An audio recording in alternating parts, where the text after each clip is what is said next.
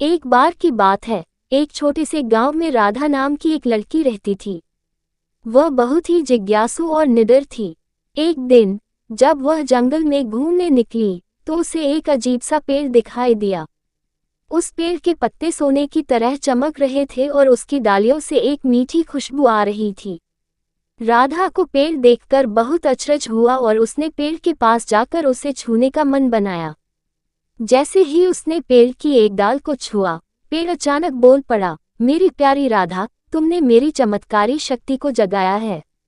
अब तुम जो भी मुझसे मांगोगी वो तुम्हें मिलेगा।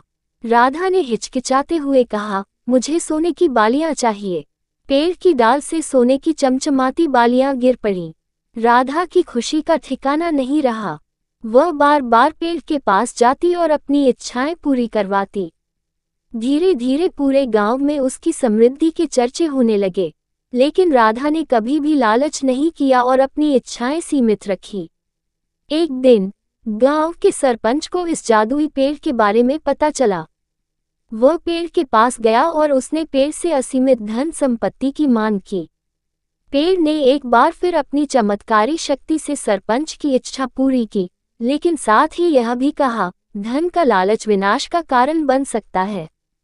सरपंच ने पेड़ की चेतावनी को नजरअंदाज किया और लालच में आकर सारी संपत्ति अपने पास रखने लगा। लेकिन अचानक उसके पास आई सारी संपत्ति गायब हो गई और वह खाली हाथ रह गया। पेड़ ने कहा, जो भी मेरी शक्ति का दुरुपयोग करेगा वह सब कुछ खो देगा। राधा ने सरपंच को समझाया कि सच्ची खुशी और समृद्धि संतोष और दूसरों की भलाई में होती है, न कि लालच में। सरपंच ने अपनी गलती मानी और राधा से माफी मांगी। इसके बाद राधा ने उस जादुई पेड़ को कभी नहीं छुआ और वह पेड़ फिर से अपने सामान्य रूप में आ गया। गांव में सब लोग खुशहाल रहने लगे, क्योंकि उन्होंने समझ लिया था कि संतोष ही सबसे बड़ा धन है।